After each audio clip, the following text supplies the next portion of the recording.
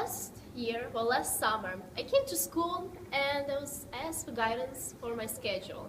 And so they had me the schedule, and I look at it, and I see that the last period is empty. And of course, I can't have that. I can't just go home after school. Come on, who does that? So of course, I told them, I thought about that of my choir. I should join choir.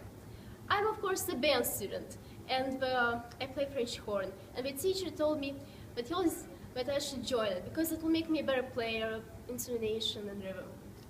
So I thought, okay.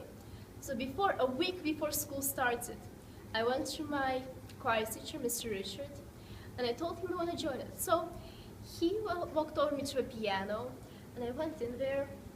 He showed me some music, and I started singing it. And when I was done, and he was like, no, you cannot join choir. You're too bad at this. I was like, come on, Mr. Richard, I want to do this, please.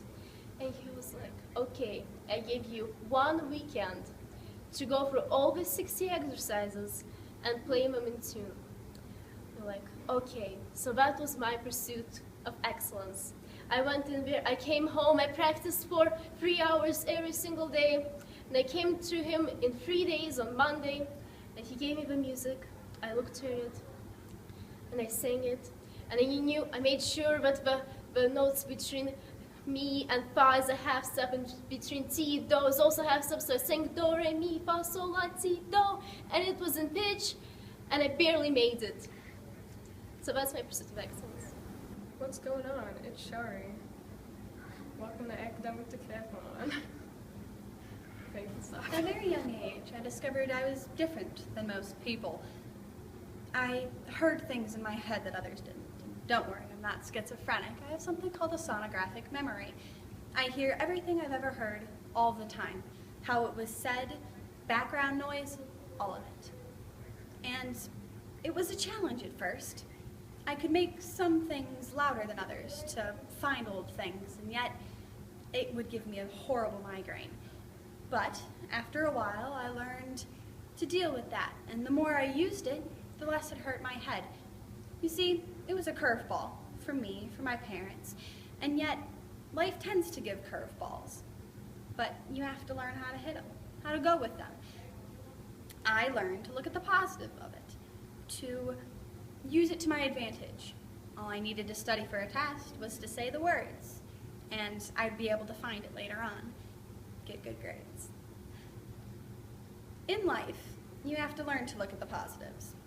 Whether it's an injury or a good grade on a test, you have to look at positives, or curveballs might be hard to hit. What's going on? It's Shari. Welcome to Academic Decathlon. Thank you, Sasha. I wake up and I ride the bus to school. And I go through my day just like normal.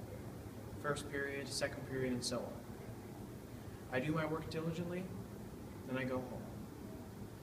Now, and at home I do more work. Imagine if we lived in a world where that was the only thing the students could do. Just homework and schoolwork and nothing else. What kind of world would we live in if none of us knew how to do any chores? Now, schoolwork is great, and it gives us a lot of help later in life. But I would argue not as much help as housework. Now, what happens when we move out, maybe even just to college, and we don't know how to clean our rooms, we don't know how to do the laundry, we don't know how to cut the grass? Now, picture that world. It would be grass up to our knees, and houses would be as dirty as those houses you see on Hoarders on TV. So, I would argue that although some argue that schoolwork is more important than housework, I would say that housework is perhaps even more important than schoolwork. What's going on? It's Shari. Welcome to Academic Decathlon. Thank you, Sasha. In our day-to-day lives, there are so many things we see and learn and witness. For example, you're in your nice warm home, kindled fire at the side in your reclined chair. You watch the news. A tsunami just hit Indonesia. It hit so hard, it shook the whole entire Earth's axis. And you're sitting there in your warm blanket with your food at the side that you're too full to eat, and you're thinking, these poor people. Now, the next day, you see this commercial that says to donate money to this noble, worthy cause for these people who have to move somewhere else. Now, whether or not you donate to the cause, that's besides the point right now. The fact of the matter is, seeing that tsunami and seeing that commercial just made you feel a whole mixture of compelling feelings. Causes are very important, I think, in society. Take the 60s, for example. We had so many causes clashing together. For example, you have the civil rights movement. African Americans were now given so many opportunities that they hadn't before. And women could now get better jobs and be paid better. People's minds were changing, and that's important. It's difficult to change a mind. Then you have, at that same time, the Vietnam War. People were so against that war that President Lyndon Baines Johnson himself said, "I don't want to be your president anymore." Now, causes can make us do so many things.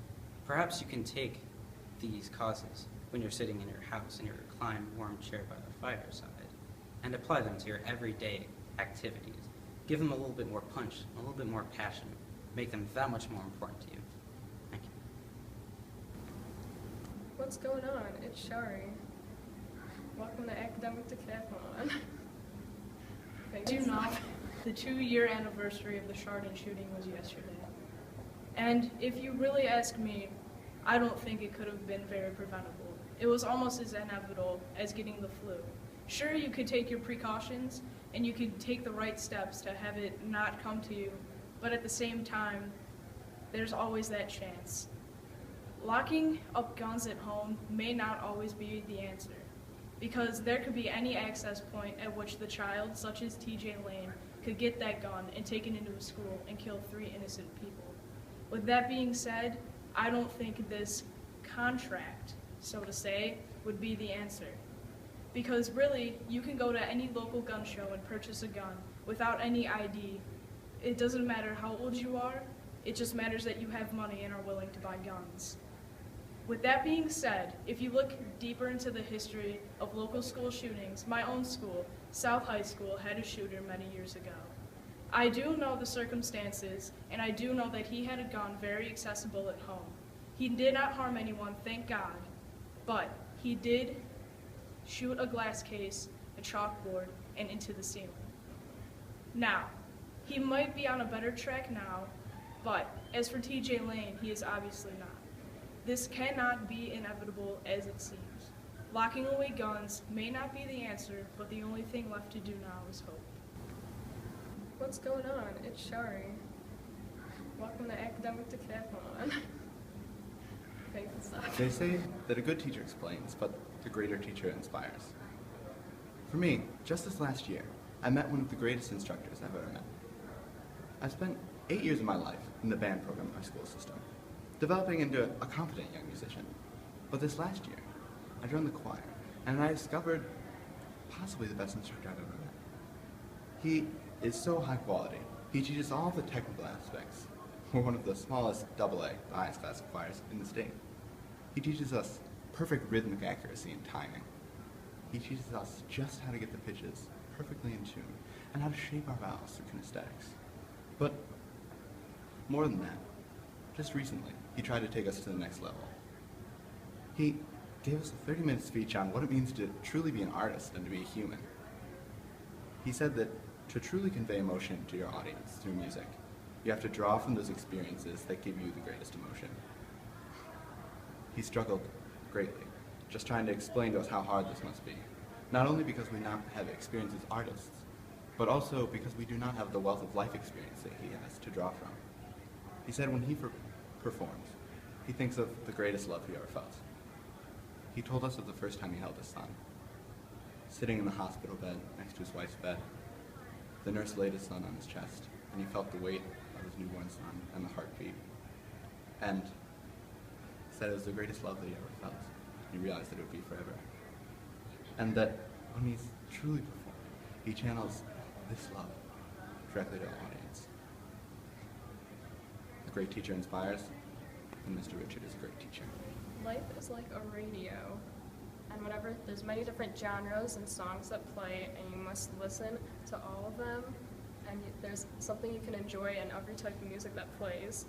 This reminds me of a poem that I once read about someone who was having a bad day, and they were questioning why bad things kept happening to them, such as they didn't hear their alarm clock go off, or their sandwich was made wrong at lunch, or they got stuck in traffic. And God was answering them, saying that anything that went wrong, something could have been going worse. Like they got stuck in traffic because if they were on the right route, they could have gotten in an accident, or the person who could have made the right sandwich for them at lunch was sick and they didn't want them to catch anything from that. So from this, you can say that anything going on in your life, something worse could be happening, so you should be thankful for what's going on. This quote of that you must take advantage of what happens in life can also be compared to baseball when you're given 3 pitches and you have 3 chances of a strike. And even if you strike out the first time or get 1 strike, you have more chances. So this is also saying that any second chance you are given, you should be thankful for and never take for granted.